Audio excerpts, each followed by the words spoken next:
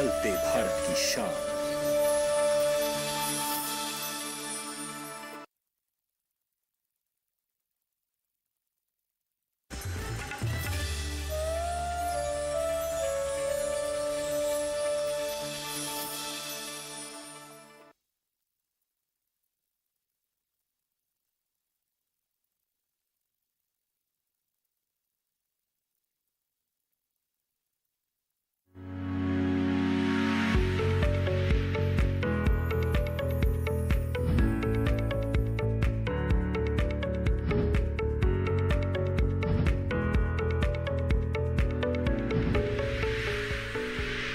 नमस्कार, स्वागत है आप सभी का हमारे लाइव फोन इन कार्यक्रम हेलो किसान में। मैं हूं आपके साथ अदिति शर्मा। किसान भाइयों बहनों, हेलो किसान कार्यक्रम में हम रोजाना अलग अलग विषय आपके लिए हम लेकर आते हैं और हम जो विषय आपके लिए आज के कार्यक्रम में लेकर आए हैं बता देते हैं आपको। आज के हमारे इस कार्यक्रम में हम विस्तृत चर्चा करने वाले हैं गर्मियों में नींबू वर्गीय फलों की देखभाल के बारे में। जी हाँ, इस गर्मी के मौसम में किस तरह से आप देखभाल कार्य कर सकते हैं, इस पर आज हम विस्तृत चर्चा करेंगे, जानकारियां आप तक पहुंचाएंगे। और अगला विषय जो है वो रहेगा पोषण अभियान के द्वारा महिला सशक्तिकरण। जी हां, महिलाओं के सशक्तिकरण के लिए किस तरह के अभियान चलाए जा रहे हैं पोषण के संदर्भ में, इसके बारे में भी आज हम चर्चा करेंगे और आपको जागरूक करेंगे ताकि आप लोग भी इससे जुड़ सके और इससे लाभान्वित हो सके। और साथ ही आपको बता दें, आपके पास कोई भी सवाल है, आप कुछ जानकारी हासिल करना चाहते हैं तो आप हमारे टोल फ्री नंबर पर कॉल कर सकते हैं। हमारे टोल फ्री नंबर आपको बता देते हैं। टोल फ्री नंबर है 1800-113060, 1800-113061। हमारे टोल फ्री यानी कि निःशुल्क नंबर है जिस पर आप अगले 1 घंटे के दौरान हमें कॉल करके अपने सवाल हमसे पूछ सकते हैं, जिनके जवाब हमारे जो विशेषज्ञ हैं आप तक जरूर पहुंचाएंगे। परिचय करवा देते हैं। स्टूडियो में मौजूद है डॉक्टर ए.के. दुबे, जो प्रधान वैज्ञानिक हैं फल संभाग IRI पूसा नई दिल्ली में। सर, आपका बहुत बहुत स्वागत है। साथ ही साथ हमारे साथ लाइव जुड़ रही हैं डॉक्टर साधना पांडे, जो प्रधान वैज्ञानिक है कृषि विज्ञान केंद्र अटारी कानपुर में। डॉक्टर साधना, आपका भी बहुत बहुत स्वागत है हमारे कार्यक्रम में।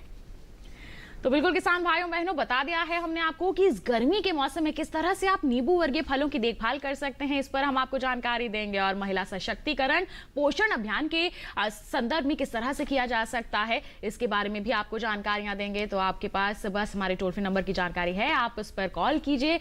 जैसे ही आपका कॉल कनेक्ट होगा हम आपके सवाल सुनेंगे, हमारे विशेषज्ञ उसका उचित जवाब आप तक जरूर पहुंचाएंगे। तो याद रखिए, आपके कॉल्स का इंतजार कर रहे हैं। फिलहाल हम अपनी कार्यक्रम की चर्चा की यहाँ शुरुआत कर लेते हैं और डॉक्टर दुबे का यहाँ रुख कर लेते हैं। डॉक्टर दुबे, विषय है हमारा नींबू वर्गीय फलों की देखभाल। तो इस गर्मी के मौसम में क्या कुछ मुख्य बिंदु हैं, पहले तो आप बताएं कि जिनको ध्यान में रखना चाहिए हमारे किसानों को।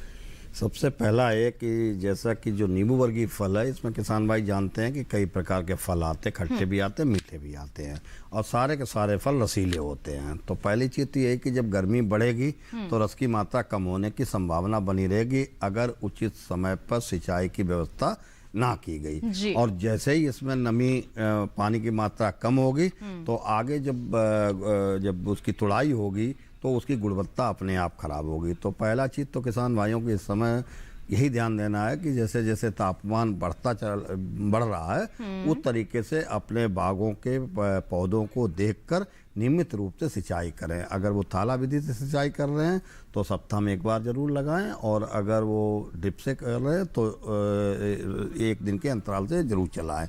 दूसरा महत्वपूर्ण चीज़ ये है कि जैसा कि सारे लोग जानते हैं, इस समय जो कोरोना काल है इसमें जो हमारा जो विटामिन सी है उसका महत्व तो बहुत बढ़ जाता है, बहुत अच्छा स्रोत माने जाते हैं नींबू वर्गीय फल हमारे। और हमारा नींबू वर्गीय फल ये बहुत अच्छा स्रोत है, ना केवल इसी का बल्कि जो प्रत्याक्षी कारक है उनका भी।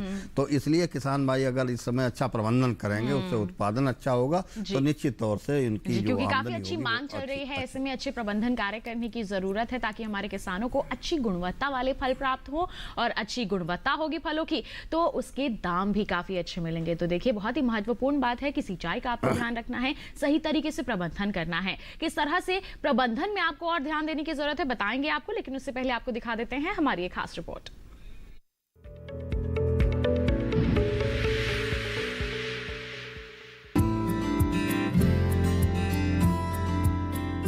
हमारे देश में किसान बड़े पैमाने पर फलों के बाग भी लगाते हैं। देश में उगाए जाने वाले विभिन्न फलों में नींबू वर्गीय फलों का काफी अहम स्थान है। देश में नींबू वर्गीय फलों की खेती विभिन्न जलवायु क्षेत्रों में सफलतापूर्वक की जा सकती है। माल्टा, संतरा, नींबू, मीठा नींबू आदि नींबू वर्गीय पौधों की श्रेणी में आते हैं। नींबू वर्गीय फलों में दो प्रकार के फल प्रमुख हैं। एक तो वे जो खट्टे फल देते हैं, दूसरे जो मीठे फलों के लिए उगाए जाते हैं। खट्टे फलों में मुख्य रूप से लाइम और लेमन है, जबकि मीठे फलों में संतरा, मौसमी, मीठा नींबू, ग्रेप फ्रूट और डाब आदि प्रमुख हैं। नींबू वर्गीय फलों की खेती किसानों के लिए लाभ का सौदा साबित हो रही है, लेकिन इस मुनाफे के लिए इनका रखरखाव भी काफी जरूरी है। नींबू में एक वर्ष के पौधों के लिए 2 किलोग्राम कंपोस्ट और 70 ग्राम यूरिया प्रति पौधा दें। अप्रैल में नींबू का सिल्ला, लीफ माइनर और सफेद मक्खी के नियंत्रण के लिए कृषि विशेषज्ञों की सलाह से उचित उपाय करें। तने और फलों के गलन रोग के लिए बोर्डो मिश्रण का छिड़काव करें। जस्ते की कमी के लिए 3 किलोग्राम जिंक सल्फेट को 1.7 किलोग्राम भुजे हुए चूने के साथ 500 लीटर में घोलकर छिड़कें। नींबू वर्गीय पौधों में सूक्ष्म तत्वों का छिड़काव करें। फलों को फटने से बचाने के लिए 100 मिलीग्राम जिब्रेलिक एसिड प्रति 10 लीटर पानी में घोलकर छिड़काव करें। लेकिन किसान फसल में किसी भी तरह की दवा आदि का छिड़काव करने से पहले कृषि विशेषज्ञों की सलाह जरूर लें। वहीं मौसम में अधिक तापमान और बढ़ती गर्मी के कारण फलों की पैदावार रुक सकती है और फलों का गिरना एक प्रमुख समस्या बन जाती है। बचाव के लिए कृषि विशेषज्ञों की सलाह से उचित उपाय करें।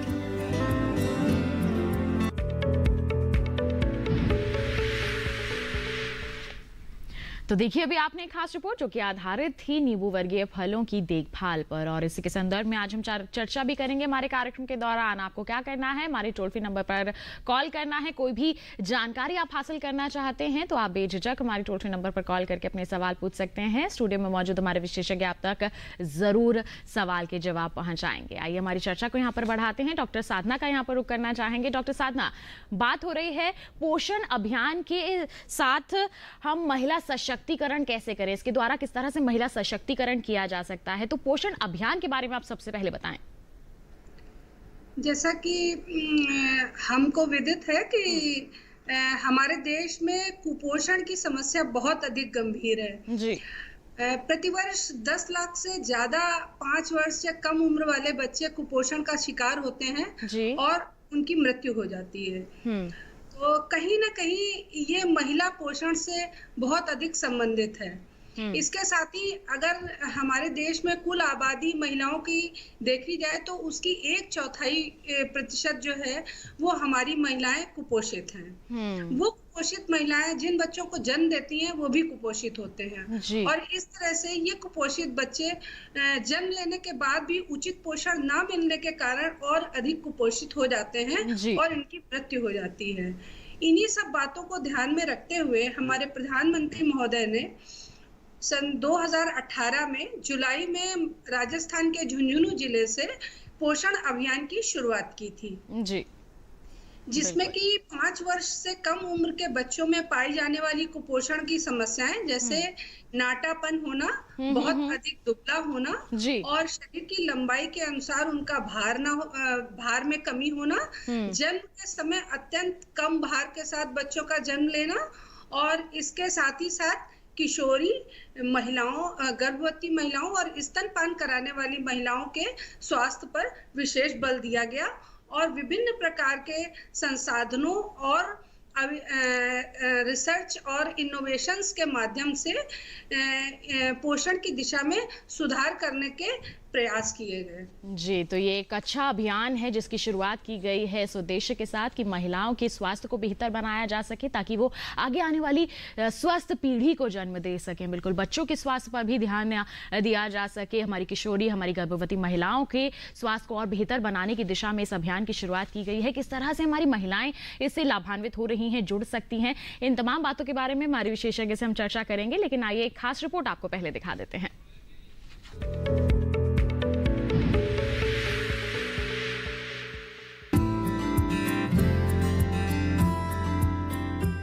हमारे देश की आधी आबादी महिलाएं हैं और कृषि के विकास में महिलाओं का योगदान काफी अहम है।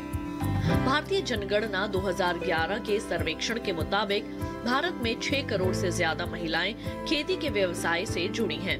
गांव में महिलाएं न सिर्फ घर का पूरा कामकाज संभालती हैं, परिवार के सभी सदस्यों की देखभाल करती हैं, बल्कि खेतों में कृषि संबंधी कार्यों के साथ ही दूसरे कामों में भी सक्रिय भूमिका निभा रही हैं। इतना ही नहीं, महिलाएं मछली पालन और कृषि वानिकी में भी बढ़ चढ़कर पुरुषों की मदद कर रही हैं।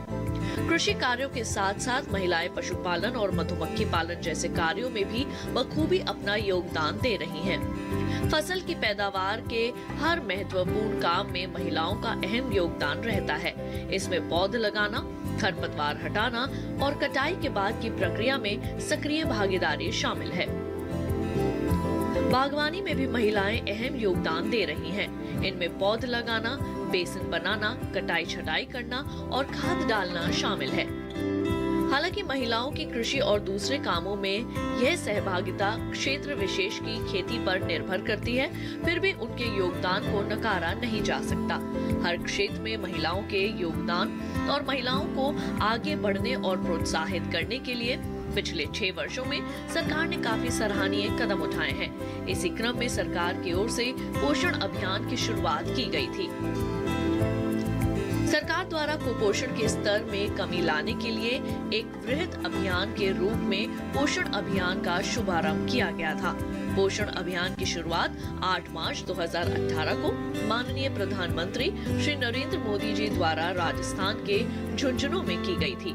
पोषण अभियान का लक्ष्य राष्ट्रीय स्तर पर निर्धारित किया गया है। इसके अनुसार 0 से 6 वर्ष आयु समूह के बच्चों, गर्भवती महिलाओं और धात्री माताओं में मौजूद कुपोषण स्तर में चरणबद्ध तरीके से कमी लाना लक्षित किया गया है। इतना ही नहीं, पोषण अभियान के तहत हर साल के सितंबर महीने को राष्ट्रीय पोषण माह के रूप में मनाया जाता है।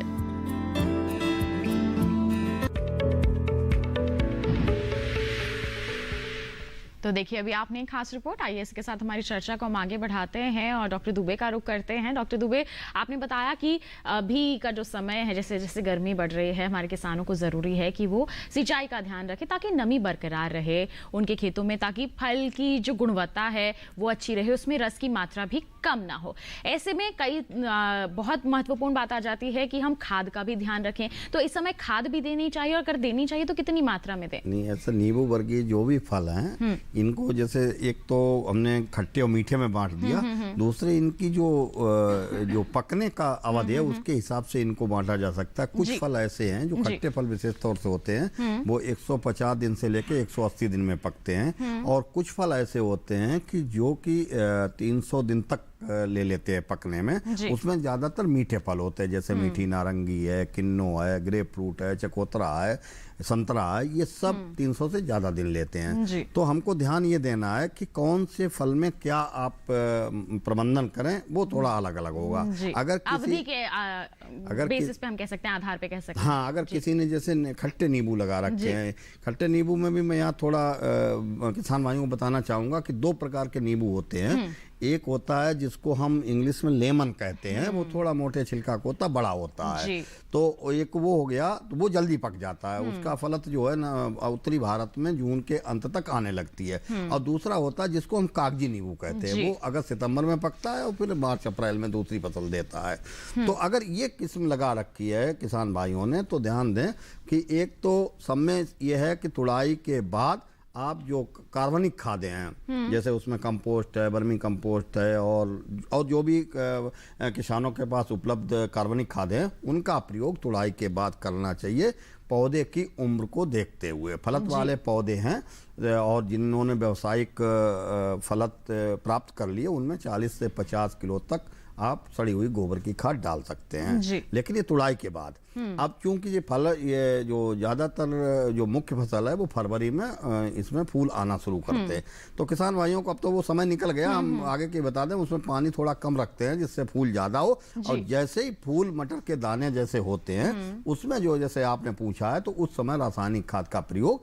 किसान भाई कर सकते हैं। इसमें ध्यान ये देने की बात है कि अगर वो 300 दिन की फसल है तो उसको 3 भागों में बराबर मात्रा बांट के उसको दे।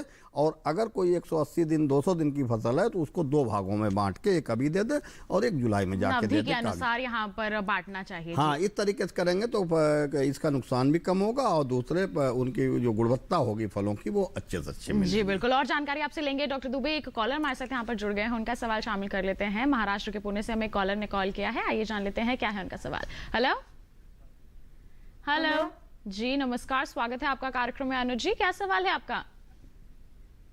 हमारा ना ऑरेंज बोलते हैं ना उसको। जी ऑरेंज जी, उसकी हमारा सवाल है। आप अपना सवाल पूछो। उसको ऑर्गेनिक सब खाद डालने का है। ऑर्गेनिक तरीके से आपको ऑरेंज की खेती करनी है।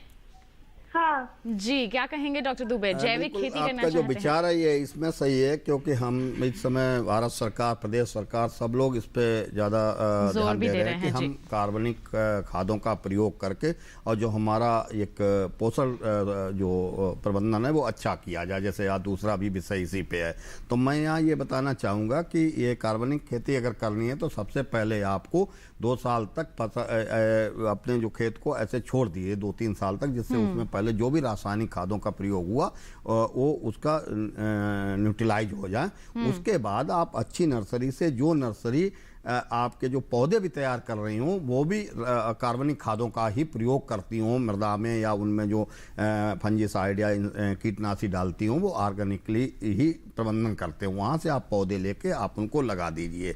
और फिर हमारे पास बहुत ज़्यादा सोर्स हैं कार्बनिक खादों के। एक तो मैंने अभी इसी प्रोग्राम में आप बताया, जैसे कार्बनिक खादों में आपके जो सड़ी हुई गोबर की खाद है, उसके बाद वर्मी कंपोस्ट है। इसके अलावा इनमें हम जो कुछ बायो फर्टिलाइजर्स हैं उनका भी हम प्रयोग कर सकते हैं। वो क्या करते हैं, जो भी भूमि में अवेलेबल मात्रा होती पोषक तत्वों की, उनकी अवेलेबिलिटी बढ़ा देते हैं। तो इस तरीके, और इसमें ध्यान आपको यह देना है कि फिर आपको रासायनिक चीज इसमें प्रयोग नहीं करनी। अगर कीटनाशी भी प्रयोग करना तो है, सुविधा है, कीटनाशी, फफूंदनाशी सब आपको ऑर्गेनिक से उपलब्ध है। उनका आप प्रयोग समय समय से, जो कृषि वैज्ञानिक हैं, अगर कोई समस्या आती है आप उनको दिखाइए और उनसे पूछिए कि भाई हम इसको कार्बनिक खेती के रूप में कर रहे हैं तो इसमें हम किसका छिड़काव करें, तो निश्चित तौर से आपको उस समय इसका समाधान बता दिया जाएगा। जी, तो अगर आप जैविक खेती का रुख कर रहे हैं तो आपको हर चीज जैविक ही यहाँ पर इस्तेमाल करनी है। कोई भी रसायन आप बिल्कुल भी इस्तेमाल ना करें। आप इसके लिए पहले वो जानकारियां ले लें, जैसे हमारे विशेषज्ञ ने बताया है, जो भी निकटतम कृषि विज्ञान केंद्र है वहां से आप ट्रेनिंग भी इसके संदर्भ में ले सकते हैं और आप इसकी शुरुआत निश्चित तौर पर कर सकते हैं। आइए बढ़ते हैं आगे, डॉक्टर साधना का यहाँ पर रुख करते हैं। डॉक्टर साधना, आपने बताया कि पोषण अभियान की शुरुआत की गई और एक बहुत ही अच्छे उद्देश्य के साथ यहाँ पर शुरुआत की गई है। जैसे कि हमने रिपोर्ट में भी देखा था कि हमारी महिलाएं जो हैं पुरुषों से कम नहीं है। खेतों की बात हो, चाहे घर की बात हो, पशुपालन के क्षेत्र की बात हो, महिलाएं हर क्षेत्र में बहुत ही अच्छे से काम करती हैं, लेकिन नजरअंदाज कर देती हैं अपने पोषण को। तो ऐसे में आप क्या कहना चाहेंगी कि इस अभियान के आने के पश्चात किस तरह का बदलाव आया है? जी बिल्कुल, जैसा कि आपने अभी रिपोर्ट में दिखाया कि हमारी महिलाएं कृषि में बहुत योगदान देती हैं। जी। अगर आप देखें तो आप लगभग 60 से 80% तक हमारे कृषि कार्य महिलाओं द्वारा संपादित होते हैं। इसके अलावा उनपे आप डबल ट्रिपल बर्डन भी देख सकते हो। वो कृषि कार्यों के अलावा पशुपालन के कार्य भी करती हैं और अपने गृह कार्य और बच्चों एवं परिवार की देखभाल, जी, ये सभी बर्डन मुख्य रूप से महिलाओं पर ही होते हैं। तो ऐसी स्थिति में आप देख सकते हो कि महिलाओं पर कार्यभार बहुत अधिक होता है, वर्कलोड जो है उनका बहुत ज्यादा होता है। तो निश्चित रूप से जब कार्य ज्यादा करेंगी तो उन्हें अधिक पोषण की भी आवश्यकता होती है। लेकिन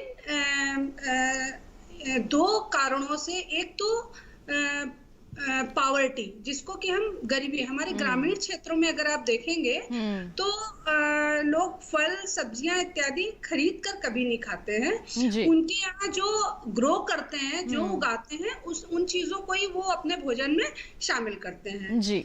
जिसमें बहुतायत में अनाज होते हैं, या फिर जैसे आलू हो गए, इस तरह की वो न्यूट्रिशन का ध्यान नहीं दे पाते हैं। तो पहली चीज तो ये है कि वो खरीद कर नहीं खा पाते हैं। दूसरी चीज ये है कि उनमें ज्ञान का भी अभाव होता है जी, क्योंकि जानकारी नहीं होती है कि किस तरह का हमें भोजन लेना चाहिए, आहार लेना चाहिए। जो हम संतुलित आहार की बात करते हैं उसके बारे में पता ही नहीं होता, जिसके चलते पूरा पोषण हमारी महिलाओं को नहीं मिल पाता है। तो देखिए, बहुत ही जरूरी है कि सभी लोग के इस ओर अपना ध्यान दें कि अगर हमारी महिलाएं दिन रात मेहनत कर रही हैं तो उन्हें अपने पोषण का भी ध्यान देना है। केवल अपने परिवार का नहीं, अपने स्वास्थ्य का भी यहाँ पर ध्यान देना है, तभी तो हमारी महिलाएं आगे आएंगी और सशक्त हो पाएंगी। बिल्कुल, इस संदर्भ में और जानकारियां हमारे विशेषज्ञ से हासिल करेंगे और नींबू वर्गीय फलों की देखभाल पर भी अपनी चर्चा को जारी रखेंगे। लेकिन फिलहाल रुक रहे हैं एक छोटे से ब्रेक के लिए। कहीं मत जाइए, देखते रहिए हमारा लाइव फोन इन कार्यक्रम हेलो किसान और बने रहिए दूरदर्शन किसान पर।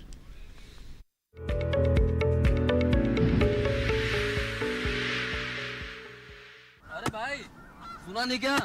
केसीसी ने किसानों का जिंदगी बदल दिया है।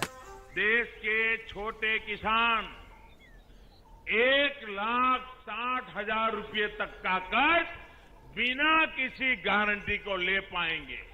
ब्याज खोरों से भी पीछा छुटा। मैं तो जैविक खेती का पूरा सामान मंगा लिया। केसीसी का भी कोई दबाव नहीं है। ब्याज चुकाने के लिए पूरा 1 साल मिलता है। समय पर भुगतान करने पर केवल 4% के सालाना ब्याज पे लोन मिल गया मुझे। अपना आधार कार्ड, लेटेस्ट फोटो और जमीन के कागजात लेके अप्लाई करो बस। और नामांकन भरने के लिए जेब भी ढीली नहीं करनी पड़ी।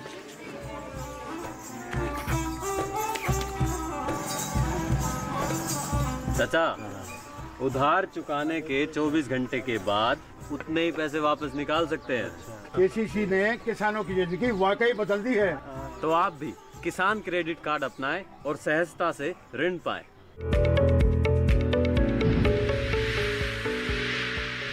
ब्रेक के बाद आप सभी का फिर से स्वागत है हमारे लाइव फोन इन कार्यक्रम हेलो किसान में। आज हम चर्चा कर रहे हैं गर्मियों में नींबू वर्गीय फलों की देखभाल के बारे में और साथ ही साथ पोषण अभियान के द्वारा महिला सशक्तिकरण पर चर्चा हमारी लगातार जारी है। आपके पास कोई भी सवाल है तो आपको हमारे टोल फ्री नंबर पर कॉल करना है। जैसे ही कॉल कनेक्ट होगा हम आपके सवाल सुनेंगे, उनके उचित जवाब जो है हमारे दोनों ही विशेषज्ञ आप तक जरूर पहुंचाएंगे। और आपको बता दें, इस वक्त भी एक कॉलर हमारे साथ जुड़े हुए हैं पंजाब से। हमारे साथ जसवंत जी फोन लाइन पर हैं, जान लेते हैं क्या है उनका सवाल। हेलो, हाँ जी, नमस्कार जी, स्वागत है आपका कार्यक्रम में। क्या सवाल है आपका? सवाल सीगा जी, नींबूਆਂ ਦਾ ਬੂਟਾ ਸਾਡੇ ਸਰ ਜਨਾਬ ਜੀ ਤੇ ਆਪਣਾ ਨਾ ਉਹ ਲੱਗਦਾ ਸਿਲਵਰ ਸਿਸਟਮ ਦੇ ਮੋਟਰ ਉਹਦਾ ਪਾਣੀ ਲੱਗਦਾ ਜੀ, ਕੱਸੀ ਦਾ ਨਹੀਂ ਲੱਗਦਾ, ਸੂਏ ਦਾ नहीं लगता। एक बार अपना जो सवाल है दोहरा दीजिए। नींबू का बूटा है हमारे पास जी एक जी, उसको सूए का पानी लगता है, सोलर सिस्टम का मोटर लगी है हमारे, उसका पानी लगता है। तो उसको फल बहुत लगा था जी, तो फल सारा चढ़ गया जनाब। फल जो है सारा झड़ गया है। क्या कारण क्या हुआ जलने का? कारण कोई आपने देखा है, उसमें कोई लक्षण है किसी तरह नहीं, का? कुछ आपने छिड़काव किया था? कोई नहीं जी, हरा बहुत था, पानी डालने आए हफ्ते रात डट देने जी उन्होंने। पानी वो लगा रहे हैं लेकिन फिर भी ये समस्या आ रही है। अच्छा, ऐसा है ना कि क्या किन्नों का है? बूटा बहुत बड़ा हमारे जितना 6 फुट ऊंचा है जी, और फल बहुत ज्यादा लगा था जनाब। नींबू? अच्छा, नींबू का है। एक्चुअली में क्या है कि इस बार क्या हुआ कि थोड़ा ये एक बहुत बड़ी समस्या हो गई। एक कीट आ गया है कई जगह जिसको हम सिला बोलते हैं। तो फूल आया और समय, अगर उससे पहले एक आप आगे की ध्यान रखिए, अभी तो मान लो हो गया, एक फूल आने से पहले एक स्प्रे जो है आप एक कीटनाशी का जरूर कर दिया करें कि जिससे जो सिला का प्रकोप है उससे बचा जा सके।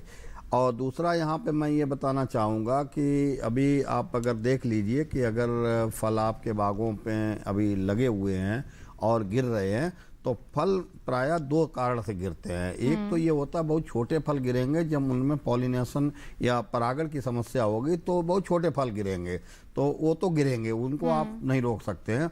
दूसरा ये होता कि जब फल मटर के दाने से बड़े हो जाते हैं, कंचा जैसे हो जाते हैं, तो फल गिरते हैं तो उसमें निश्चित तौर से जो कारण होगा वो एक कारण तो ये होगा कि आपने प्रबंधन सही तरीका से नहीं किया, और दूसरा ये होगा कि उसमें कुछ दैहिक कारण बन जाते हैं। तो आप कह रहे हैं जैसे आपने सब कुछ सही ढंग से किया है, खाद भी लगाई है उसमें और पानी भी दे रहे हैं, फिर भी गिर रहा है, तो मैं यहाँ बताना चाहूँगा 2 रसायन हैं, आप उनको छिड़क कर देख लीजिए कि एक तो 2,4-D है जो औद्यानिक ग्रेड की आती है, उसका आप 10 मिलीग्राम प्रति लीटर का घोल बना के उस पर छिड़क दें, या एक बना हुआ आता है प्लेनोफिक्स के नाम से, उसका भी छिड़काव आप 1 मिलीलीटर प्रति 10 लीटर पानी में घोल कर अगर उसका छिड़काव करके देखें तो निश्चित तौर से जो आपकी जो फल गिरने की समस्या, अगर ये दैहिक विकार की वजह से है जिसमें कि हार्मोन का लेवल कम हो जाता है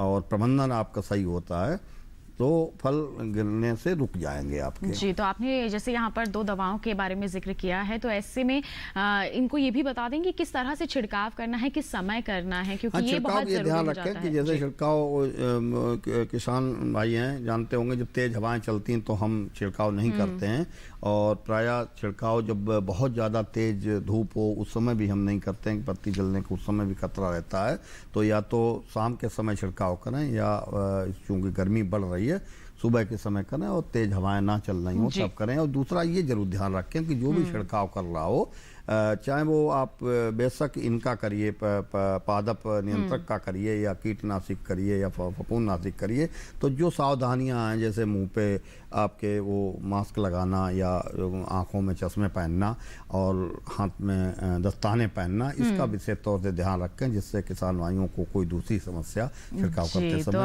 अपनी उपज की, हम कहें अपनी फसलों की तो यहाँ देखभाल करनी ही है, साथ ही साथ अपने स्वास्थ्य को ध्यान में रखते हुए भी कुछ सावधानियां यहाँ पर बरतनी बेहद जरूरी है, जिसके बारे में अभी जिक्र किया है हमारे विशेषज्ञ ने। आइए हम किस तरह से अपनी महिलाओं के स्वास्थ्य को बेहतर बना सकते हैं, इसके बारे में डॉक्टर साधना से जानकारी ले लेते हैं। डॉक्टर साधना, आपने बहुत ही अच्छी जानकारी दी कि हमारी महिलाएं जो हैं अच्छा पोषण नहीं लेती हैं, कई कारण हो जाते हैं उसके, जैसे संतुलित आहार की जानकारी ही नहीं होती। तो इस संदर्भ में आप हमारी महिलाओं को किस तरह की जानकारी देंगे कि संतुलित आहार होता क्या है और क्यों जरूरी है ये लेना, ताकि उनका स्वास्थ्य बेहतर बना रहे? जी हाँ, संतुलित आहार वो आहार होता है जो कि हमें प्रतिदिन जो हमारे शरीर की रिक्वायरमेंट है, जो हमारे शरीर को जिन जिन तत्वों की जरूरत है वो उचित मात्रा में प्रदान करता है जी।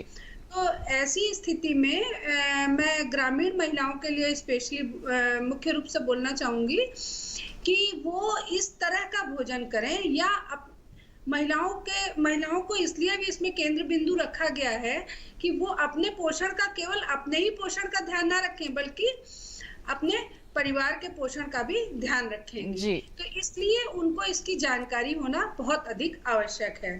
तो संतुलित भोजन वो भोजन होगा जिसमें कि वो प्रतिदिन अपने भोजन में ऐसी चीजें रखें, जैसे अनाज रखें। अनाज में हो गया आपकी रोटी और चावल, ये आपके पूरे दिन में लगभग 400 से 500 ग्राम तक रिकमेंडेड है। वो भी आपके कार्य के अनुसार। जो अधिक कार्य करते हैं, जो ज्यादा मेहनत का कार्य करते हैं, उनको 500-550 ग्राम अनाज प्रतिदिन लेना चाहिए। इसी तरह से अगर हम देखें तो ये अनाज हमको एनर्जी या ताकत देते हैं, और ये तत्व जो होता है ये कार्बोहाइड्रेट होता है जो कि अनाजों में बहुतायत में होता है। इसके साथ ही हमें लेनी चाहिए प्रतिदिन कम से कम 50 ग्राम दालें जी। तो हमारे भोजन में कम से कम 50 ग्राम दाल अवश्य होनी चाहिए प्रतिदिन, और साथ ही हरी पत्तेदार सब्जियों का प्रतिदिन सेवन करना चाहिए। जिस तरह से अनाज हमें कार्बोहाइड्रेट देते हैं, दालें हमें उसी तरह से प्रोटीन देती हैं, और हरी सब्जियां मुख्य रूप से हमारे भोजन का भाग होनी चाहिए, क्योंकि यही वो सूक्ष्म तत्व हमें प्रदान करती हैं जो कि हमारे शरीर के लिए अत्यंत आवश्यक है। तो हरी सब्जियां कम से कम 150 ग्राम हरी सब्जी पूरे दिन में अवश्य एक महिला या एक पुरुष को खानी चाहिए।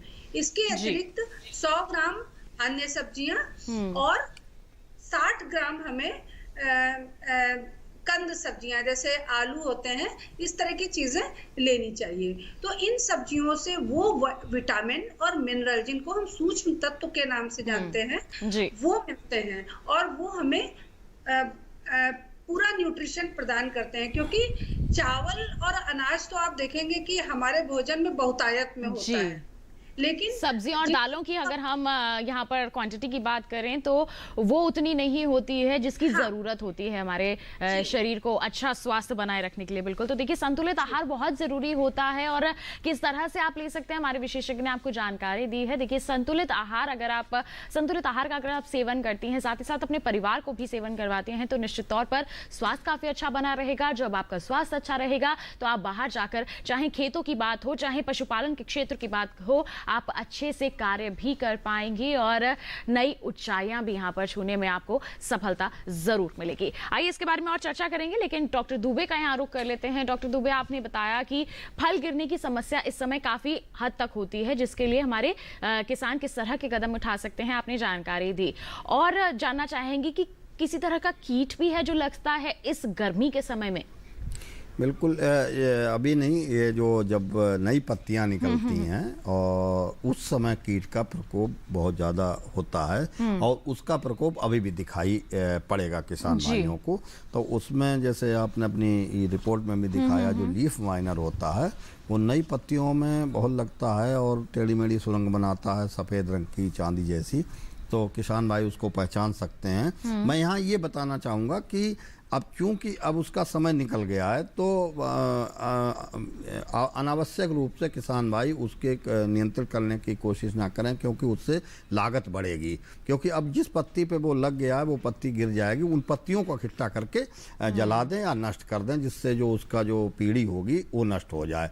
क्योंकि जिस पत्ती में वो लग गया है उस पत्ती से तो अब उसको नहीं हटाया जा सकता। नई पत्ती अब कल्ले नहीं देंगे तो उसमें अब नहीं लगेगा। लेकिन ये किसान भाई ये चीज़ को ध्यान रखें, जुलाई के महीने में उस समय नई पत्तियां निकलेंगी तो लीफ माइनर का प्रकोप फिर आएगा। तो मैं यहाँ दवा बता देता हूँ, वो कई हमारे किसान भाई जो हैं कार्बनिक खेती भी कर रहे होंगे, तो उनके लिए एक दवा है जो कि हम लोग प्रयोग कर सकते हैं। स्पिनोसेड नाम की एक दवा आती है, वो उसका आप प्रयोग कर सकते हैं।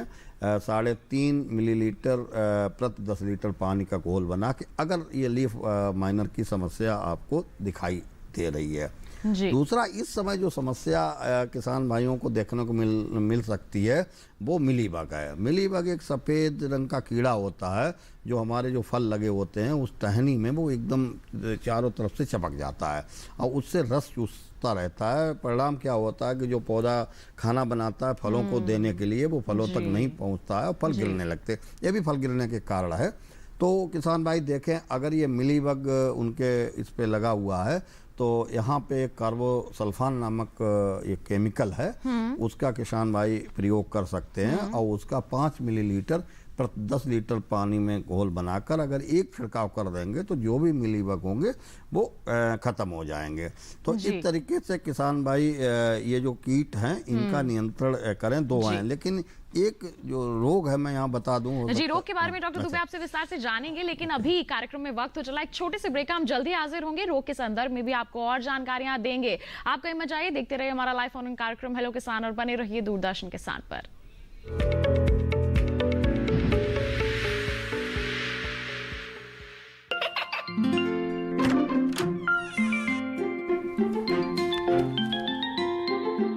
ये क्या हो रहा है? काशवी, इतने कम मार्क्स? काशू बेटा पढ़ा करो, पढ़ोगी नहीं तो आगे कैसे बढ़ोगी? मम्मा मैं भी तो आपसे यही कहना चाहती हूँ, पढ़ा करो। आप पढ़ोगे नहीं तो आगे कैसे बढ़ोगे? मतलब? वो देखो, सिर्फ बैक पर छपा ऑर्गेनिक नहीं, ऑर्गेनिक का निशान पहचानिए। पीजीएस ऑर्गेनिक का ये लोगो उन किसानों की पहचान है जो आज भी परंपरागत विधि से रसायन मुक्त खेती कर आपके लिए शुद्ध फसल उपजा रहे हैं।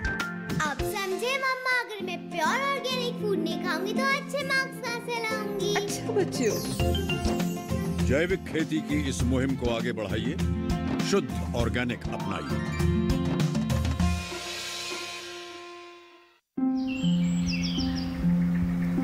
अरे अरे अरे क्या कर रहा है? इधर इधर इधर हम बोल रहे हैं, तेरे बीजू का पुतला बोल रहा है? हाँ, पक्षियों से तो हम खेत को बचा लेते हैं, पर इन घातक रसायनों से कैसे बचाएं? मतलब? देख बेटा, तू जो ये अंधाधुंध रसायन मिलाता है ना, मिट्टी की सेहत बिगड़ने लगी है। और जब माटी ही कमजोर पड़ जाएगी तो उपज कैसे सेहतमंद होगी? अरे पहले ऐसा नहीं था।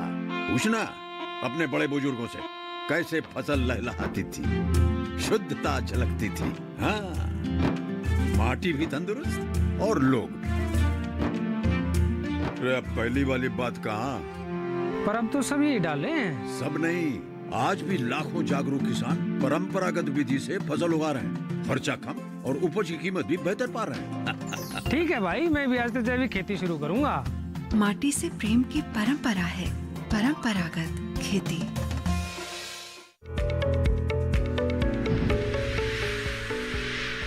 ब्रेक के बाद आप सभी का फिर से स्वागत है हमारे लाइव फोन इन कार्यक्रम हेलो किसान में। आज हम चर्चा कर रहे हैं गर्मी के मौसम में किस तरह से आप देखभाल कर सकते हैं अपने नींबू वर्गीय फलों की, और साथ ही पोषण अभियान के द्वारा महिला सशक्तिकरण पर। कोई भी सवाल है तो जल्दी से अपना फोन उठाइए, आप हमारे टोल फ्री नंबर पर कॉल कर सकते हैं, अपने सवाल हमसे पूछ सकते हैं। इस वक्त भी कॉलर हमारे साथ जुड़े हुए हैं, मध्य प्रदेश के जैतपुर से कॉल किया है संतोषी ने। जान लेते हैं क्या है उनका सवाल। हेलो हेलो किसान में जी, नमस्कार, स्वागत है आपका कार्यक्रम में। क्या सवाल है आपका?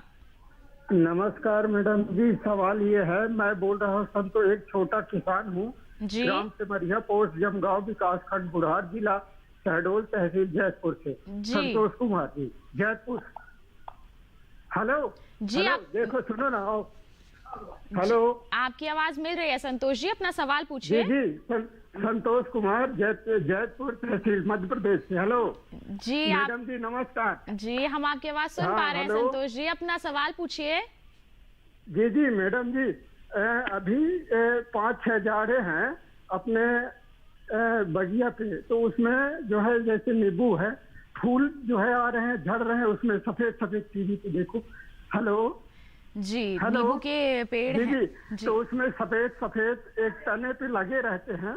हमने उसमें मोनोक्रोटोफास का छिड़काव किया और इसके बाद सेल्कॉन नामक दवाई, इससे कोई असर नहीं पड़ा। तो कृपया आप बतलाइए कि इसमें हम क्या चीज का छिड़काव करें जिससे हमारे नींबू के तने जो सूख रहे हैं वो सही। जी डॉक्टर दुबे बताएं। वो सफेद कीड़ा है, अभी इसी प्रोग्राम में मैंने बताया है कि इसको हम मिलीबग कहते हैं। तो जो मैं समझ पा रहा हूँ, आपने कहा कुछ चपके रहते हैं सफेद कीड़े जैसे, उसके लिए जो कारगर दवा है वो कार्बोसल्फान है। कार्बोसल्फान आप एक छिड़काव कर दीजिए, 5 मिलीलीटर प्रति 10 लीटर पानी का घोल बना के एक छिड़काव आप कर दीजिए। अभी आप नींबू अभी आपके बन रहे हैं तो कोई खाने वाले कोई नुकसान नहीं होगा, और जो भी ये मिलीबग की समस्या है एक छिड़काव में ये ख़त्म हो जाएगी। हाँ, यहाँ मैं ये जरूर बताना चाहूँगा, जो मैं समझ रहा हूँ वो मिलीबग है, लेकिन फिर भी अगर कोई आपको इसमें कन्फ्यूजन है तो जो भी आपके नज़दीकी कृषि विज्ञान केंद्र है या कोई कृषि विश्वविद्यालय या कोई हार्टिकल्चर विभाग है, उसमें जाके वो कीड़े दिखा जरूर लेना। मिलीबग बताएं तो आप कार्बोसल्फान का एक स्प्रे कर देना, आपकी समस्या का निदान हो जाएगा। जी, आप फोटो खींच के ले जा सकते हैं, आप दिखा सकते हैं, निकटतम जो भी कृषि वैज्ञानिक मौजूद हैं उनको आप एक बार फिर से दिखा दीजिए। हाँ, वैसे ये है मिलीबग है, मिलीबग है, इससे निदान हो जाएगा। हमारे विशेषज्ञ कह रहे हैं और ज्यादा पुष्टि हो जाएगी तो आप उसके अनुसार ही इलाज यहाँ पर कर सकते हैं। आइए बढ़ते हैं आगे, डॉक्टर साधना का रुख करना चाहेंगे। डॉक्टर साधना, हम बात कर रहे हैं पोषण अभियान की, तो इस अभियान में मैं आईसीआर की भूमिका जानना चाहूंगी, उसकी भूमिका क्या है? जी, आईसीआर इस कार्यक्रम को बहुत बड़े स्तर पर पूरे देश में चला रहा है कृषि विज्ञान केंद्रों के माध्यम से।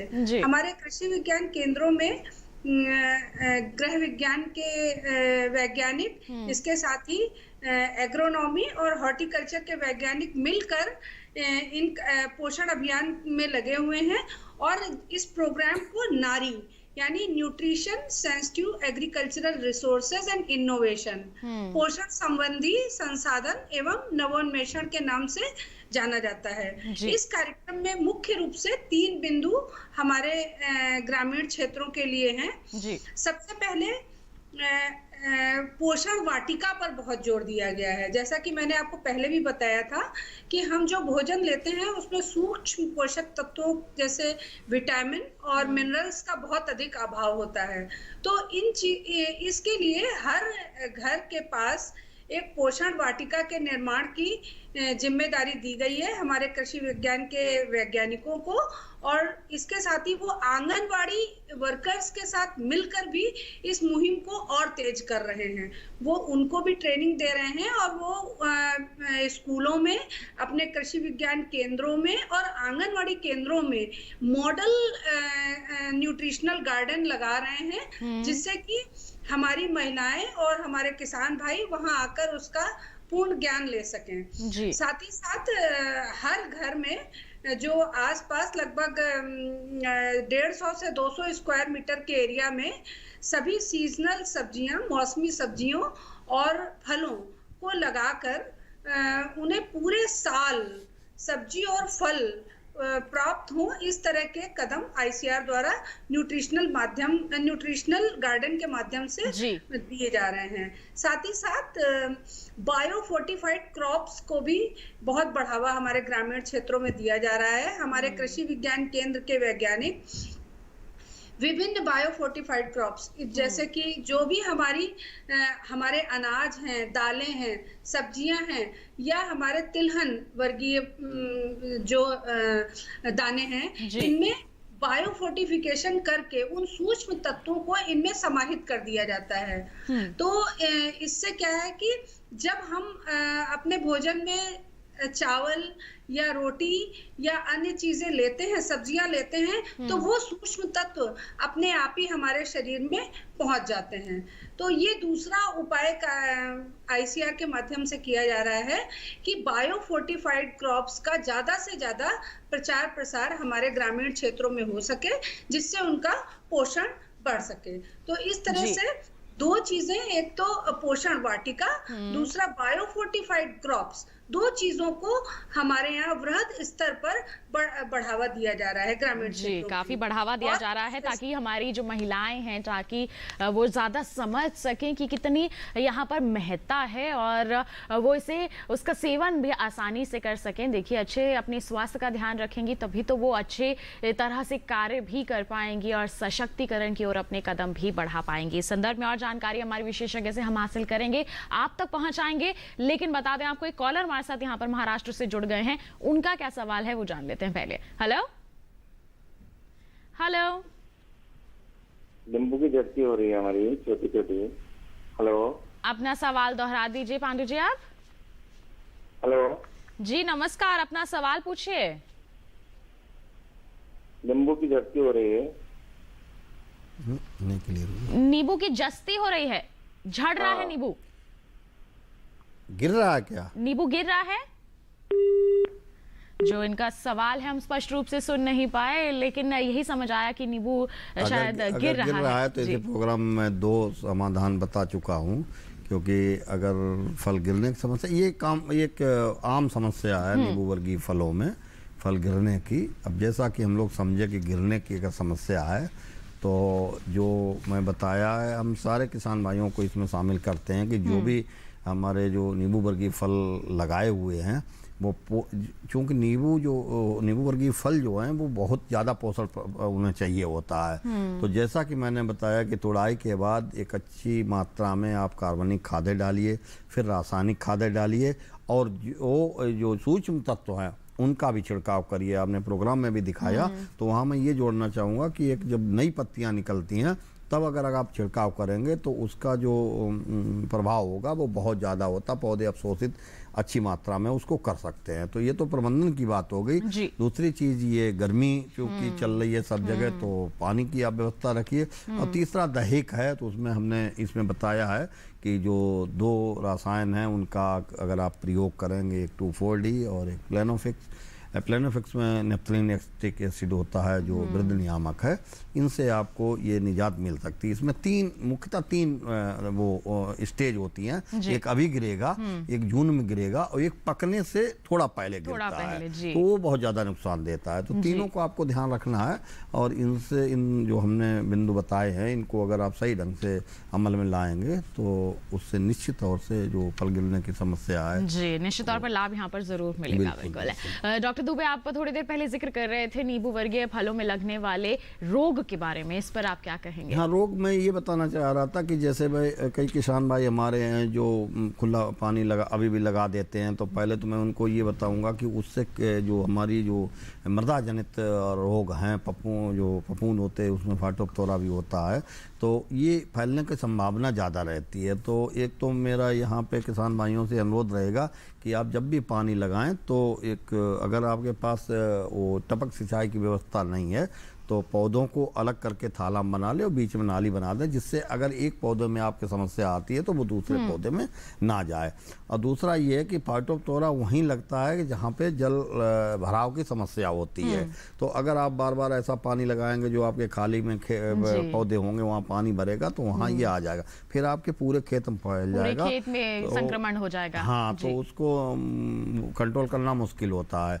इसकी पहचान कुछ है, इसकी पहचान ये होती है कि इसकी जो बहुत शुरुआती अवस्था होती है उसमें पत्तियां, हालांकि ये जड़ का रोग है, ये जमीन में लगता है, लेकिन पत्तियां चूंकि वहाँ पे पोषक तत्व नहीं पहुँचते हैं, पानी नहीं पहुँचता, तो लक्षण जो है वो पत्तियों में नजर आने लग पीली पड़ेंगी और गिरना शुरू कर देती हैं। तो आप समझ लीजिए कि इसमें आ रहा है। जब ये थोड़ा सीवियर हो जाएगा तो इसमें गोंद भी निकलना लगता है। तो ये सब दशा देख के आपको पता चल जाएगा कि फाइटोप्थोरा इस समय किसान भाई देख सकते हैं कि उनके बागों में कहीं न कहीं आया होगा। तो अगर इस समस्या से किसान भाई अपने बागों में देख रहे हैं तो एक दवा है रिडोमिल, उसका आप 2.5 ग्राम प्रति लीटर पानी का घोल बनाएं, और अगर आपके पौधे 5 साल से ऊपर के हैं तो कम से कम 10 लीटर पानी वो उसमें ज़रूर डालें इस दवा के साथ, और जो कम से कम 10 से 15 सेंटीमीटर ज़मीन में जाए, और निश्चित तौर से आपको ये जो रोग होगा ये इसको रोकने में ये सक्षम होगा। ये काफी रोकथाम में सफल हो पाएंगे। हाँ, ये काफी खतरनाक रोग हो जाता है अगर इसको सही समय पे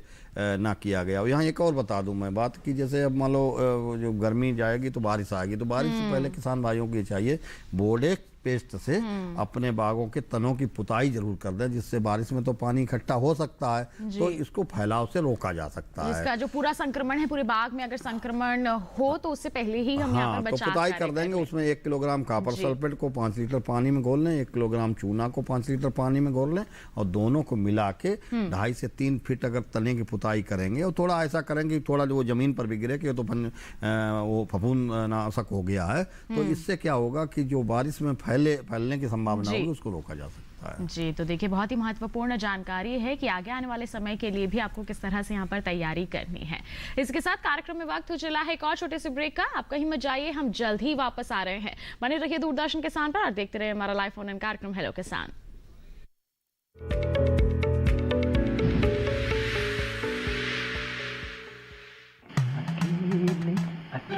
अरे वाह भैया, अकेले अकेले। अरे तू भी ले, पर खाएगा कैसे? मैं ऑर्गेनिक खेती की बात कर रहा रे बेटे। अकेले अकेले खेती कब तक करेगा? मतलब गांव में 20-25 किसानों का समूह बना के पंजीकरण करवा ले, फिर सरकारी ट्रेनिंग भी मिलेगी और मुफ्त जैविक बीज खाद भी। फिर पीजीएस ऑर्गेनिक की सरकारी मोहर के साथ तेरी उपज आकर्षक पैक में पहुंचेगी बड़े बाजार तक। अच्छा? हाँ। अरे भाई कहाँ चल दिया? सबको साथ लाने, आमदनी बढ़ाने। तो किसान भाई समझ गए ना, साथ मिलकर ऑर्गेनिक खेती कीजिए, अपनी परंपरा को आगे बढ़ाइए, ज्यादा मुनाफा कमाइए। माटी से प्रेम की परंपरा है परंपरागत खेती।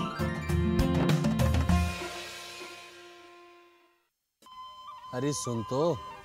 मुझे क्या सुनाना चाहते हो? जो सुनाओ मेरी सौतन को। किसको? अरे वही तुम्हारा मोबाइल फोन जिससे सुबह शाम दिन रात चिपके रहते थे और कहते थे किसान कॉल सेंटर से बातें हो रही हैं। अच्छा ये बात है। हाँ, क्यों? क्या हुआ? अब बात नहीं होती क्या? अब तो झट से बात हो जाती है। ऐसा क्या? हाँ, अब तो ज्यादा लाइनें और खास तकनीक के कारण खेती के माहिरों से तुरंत बात हो जाती है। और अगर कभी लाइन व्यस्त हो तो अपनी समस्या फोन पर रिकॉर्ड करा दो, वहाँ से फोन आ जाता है और समस्या की हल का मैसेज भी आ जाता है। ये देखो आ गया। अरे वाह, इसका मतलब इंतजार की घड़ी अब खत्म। हाँ। तभी मैं सोचूं कि आजकल मुझ पर इतना प्यार क्यों आ रहा है। कृषि संबंधी समस्याओं का अपनी भाषा में तुरंत हल पाने के लिए पूरे भारत में किसी भी फोन से हेल्पलाइन नंबर पर संपर्क करें। किसानों का दोस्त किसान कॉल सेंटर। ब्रेक के बाद आप सभी का फिर से स्वागत है हमारे लाइव फोन इन कार्यक्रम हेलो किसान में। आज हम चर्चा कर रहे हैं गर्मियों के मौसम में किस तरह से आप अपने नींबू वर्गीय फलों की देखभाल कर सकते हैं और पोषण अभियान के बारे में। आपके पास कोई भी सवाल है तो जल्दी से अपना फोन उठाइए, क्योंकि अब समय काफी कम रह गया है। आपको हमारे टोल फ्री नंबर पर कॉल करना है, अपने सवाल हमसे पूछने हैं, हमारे विशेषज्ञ जवाब आप तक जरूर पहुंचाएंगे। आइए इसी के साथ हम हमारी चर्चा को आगे बढ़ाते हैं और यहाँ पर मैं रुक करना चाहूंगी डॉक्टर साधना का। डॉक्टर साधना, आपने जिक्र किया कि हमारे जो हर जिले में कृषि विज्ञान केंद्र हैं वो जागरूक कर रहे हैं महिलाओं को पोषण अभियान के लिए, ताकि वो अच्छा पोषण ले सके। तरह तरह के कार्यक्रम भी वहां पर आयोजित किए जाते हैं। महिलाओं की भागीदारी के बारे में हम आपसे यहाँ पर जानना चाहेंगे कि महिलाएं कितना यहाँ पर बदलाव महसूस कर रही हैं।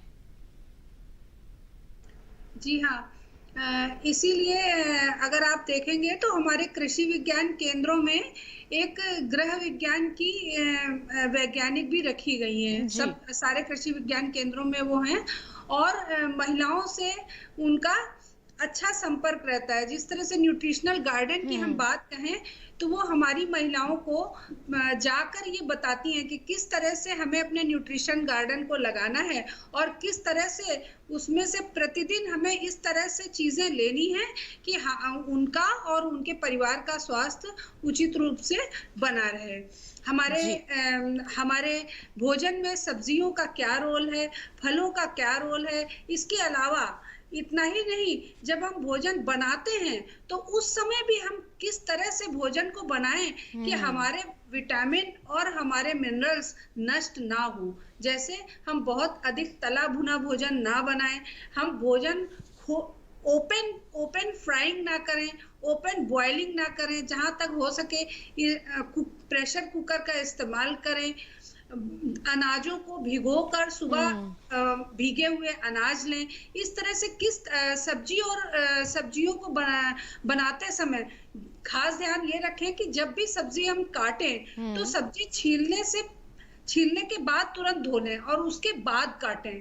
कटी हुई सब्जियों को नहीं धोना चाहिए। इसी प्रकार से हरी सब्जी, पत्तेदार सब्जियों को पहले धो लेना चाहिए और उसके बाद उसको काटना चाहिए। तो इस तरह के कई तरह के ज्ञान हमारी गृह विज्ञान की वैज्ञानिक जो है वो महिलाओं तक पहुंचा रही हैं कि ना केवल पोषक चीजें उगाकर बल्कि किस तरह से पकाते समय भी उनका ध्यान रखा जाए कि हमारा पोषण बचा रहे जी, पोषण जो है वो नष्ट ना हो और उसका हम सीधे सेवन भी यहाँ पर कर सके। बिल्कुल, तो महिलाओं को यहाँ पर जानकारी दी जा रही है, महिलाएं इस ज्ञान को अर्जित भी कर रही हैं और इसे अमल में भी ला रही हैं और देखिए बदलाव अपने आप हो भी रहा है। यहाँ पर जैसे हमारे विशेषज्ञ बता रहे हैं कि देखा भी जा रहा है, इस दिशा में हमारी महिलाएं काफी जागरूक हो गई हैं। आइए बढ़ते हैं आगे। कॉलर हमारे साथ यहाँ पर जुड़ गए हैं, जल्दी से उनका सवाल हम शामिल कर लेते हैं। गुजरात से महेंद्र सिंह जी हमारे साथ फोन लाइन पर हैं। हेलो हेलो जी, नमस्कार, स्वागत आपका कार्यक्रम में। क्या सवाल है आपका? महेंद्र जी अपना सवाल पूछिए। हेलो जी, अपना सवाल पूछिए। एक मिनट मैडम, तो आवाज टीवी का ज्यादा है ना, आप टीवी का आवाज कम कर दीजिए। अरे मैडम, जो नींबू के बगीचा है उसमें वो नींबू थोड़े बड़े नहीं हो रहे, छोटे छोटे ही रह जाते हैं, पानी डालते हैं ज्यादा जी। क्या कहेंगे डॉक्टर दुबे? जाते नींबू पूरा हरा ही रहता है, ठीक है, हो नहीं रहा है, वो नहीं बढ़ नहीं रहा। किस्म कौन सी लगाई? हेलो, आपने किस्म कौन सी लगाई है? कौन सी वैरायटी चुनी है आपने? देसी है सर। देसी। हाँ, देखिए ये होता ना कि अब वो किस्म का अगर वैरायटी का यही रूप है कि वो बहुत ज़्यादा नहीं बढ़ेगी तो कुछ भी आप उसमें डाल दीजिए तो वो उससे ज़्यादा बड़ा नहीं हो सकता है।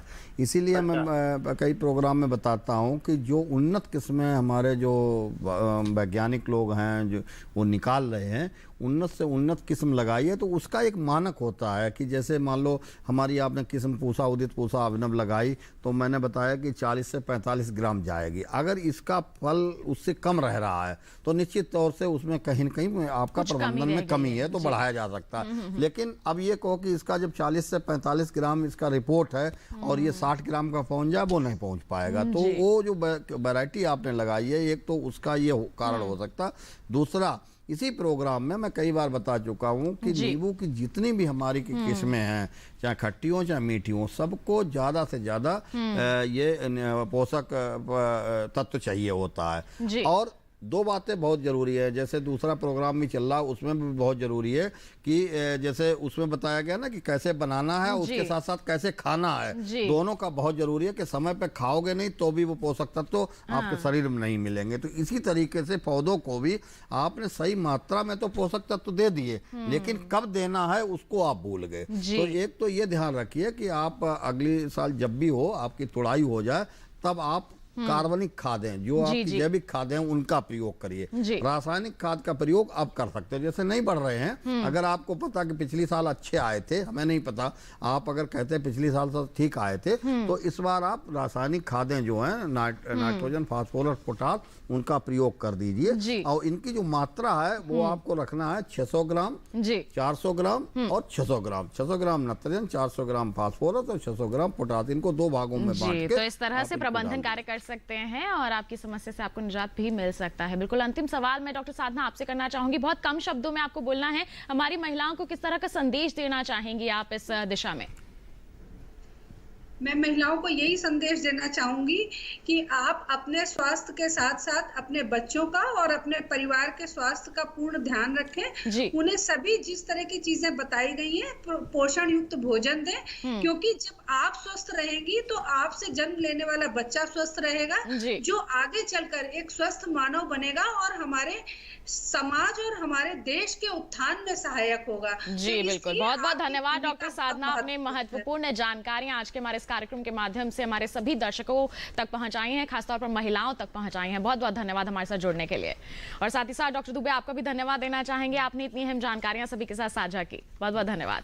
तो किसान भाइयों बहनों, जान लिया आपने कि किस तरह से आप गर्मी के इस मौसम में नींबू वर्गीय फलों की देखभाल कर सकते हैं और महिलाएं अपने पोषण को ध्यान में रखते हुए सशक्तिकरण की ओर अपने कदम बढ़ा सकती हैं। ये तो बात हो गई आज के कार्यक्रम की। अगले कार्यक्रम में क्या विषय रहने वाला है बता देते हैं आपको। कल के हमारे इस कार्यक्रम में हम चर्चा करेंगे कि गर्मियों में उड़द और मूंग की देखभाल आप किस प्रकार कर सकते हैं। साथ ही बताएंगे कि करेले व भिंडी की खेती करते समय कौन कौन से समसामयिक कार्य आपको करने की जरूरत है। महत्वपूर्ण विषय है। आपके पास कोई भी सवाल है पहले ही हम तक पहुंचाइए। ईमेल आईडी आप नोट कीजिए, hellokisan2015@gmail.com हमारी ईमेल आईडी है, इस पर आप मेल कर सकते हैं। फेसबुक पर जाइए, हिंदी में टाइप कीजिए हेलो किसान और वहां पर हमारे पेज पर आप अपने सवाल पोस्ट कर सकते हैं। बता दें एक और जरिया है डीडी किसान कॉल सेंटर नंबर 1800-1130-660 इसका नंबर है, जिस पर आप सोमवार से शनिवार सुबह 6 बजे से रात के 10 बजे तक कॉल करके अपने सवाल रिकॉर्ड करवा सकते हैं, जिन्हें हम कार्यक्रम में जरूर शामिल करेंगे। तो बस किसान भाइयों बहनों, आज के हमारे इस अंक में इतना ही। अगले अंक में मुलाकात करेंगे, तब तक के लिए दीजिए इजाजत। आप बने रहिए दूरदर्शन किसान पर। नमस्कार।